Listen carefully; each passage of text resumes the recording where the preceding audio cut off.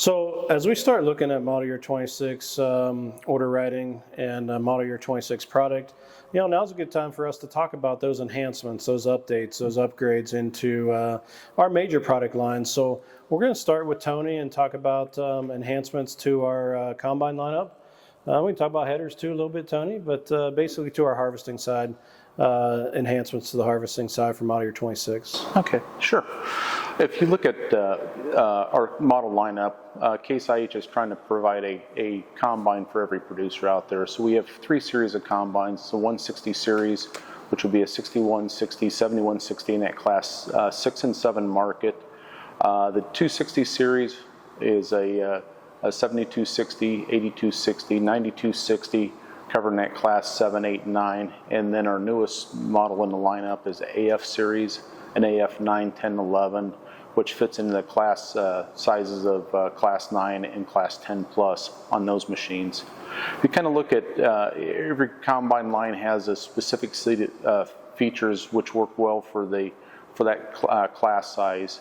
On our 160 series in that class 6 and 7 market, one of the big enhancements that we've brought to market the last couple of years is automation. We've had automation since 2019 in other models, but we brought that into the 160 series. That automation goes ahead and makes the combine easier to operate, easier to adjust. It can do self-adjustments when it sees things aren't going well in the field. If you might have excessive grain damage or grain losses, it can make corrections on the go running automation. Moving into our 260 series, with introduction of the 260 series, we changed the displays in the combine. We went to a dual 1200 displays to give the operator a newer, more refined operating system to go ahead and manage his harvest from the cab. The dual displays, one display is used a lot for machine operation, with a secondary display that's doing more of the precision data, your guidance lines, yield monitoring into that. In addition, for model year 26, we've also made some improvements to our residue handling. Our dual disc spreaders, we've increased the speeds on those so that we get a wider spread pattern to follow these bigger headers that we're pushing with the combines. And then on the vertical spreaders, we've made some reinforcements to those to go ahead and give those more durability. Looking at our AF line, the AF 9, 10, 11, these machines are brand new from the ground up with a lot of emphasis put on delivering more productivity, more capacity than previous models for the producers that are looking to go ahead and harvest more acres per day, more bushels per day. We've done this by redesigning the feeder house, putting a synchronized feeding system on it to go ahead and better feed the rotor and keep that crop moving.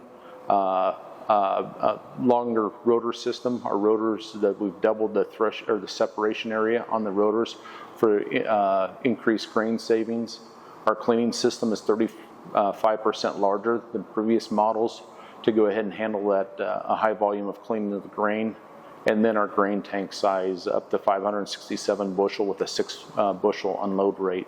So these machines are built for high capacity for farmers that are wanting to go ahead, harvest more acres per day, and take days out of their harvest season. What about heads for those combines? On our headers, as far as for grain heads, we've partnered with MacDon. So grain heads, we through the Case IH dealers, you can go ahead and purchase FD Series 2 headers running from 40 to 61 foot in working with.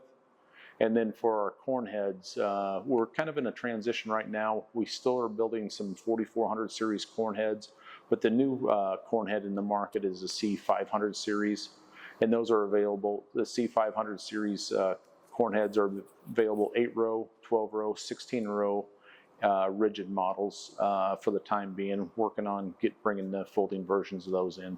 So, the AF series combine, Tony. Do I have to buy a C series corn head to run it? No, you don't. One thing, the feeder house, with the redesign of the feeder house on the AF series, we went to a different header latch mechanism to go ahead and securely handle these larger heads that are hanging on the feeder house. And the latching system is a sliding pin instead of the J-hook style that we had on the previous models.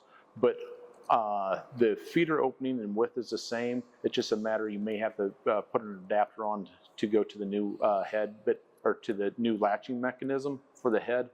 But as far as the feeder house dimensions are the same for interacting and picking up the head.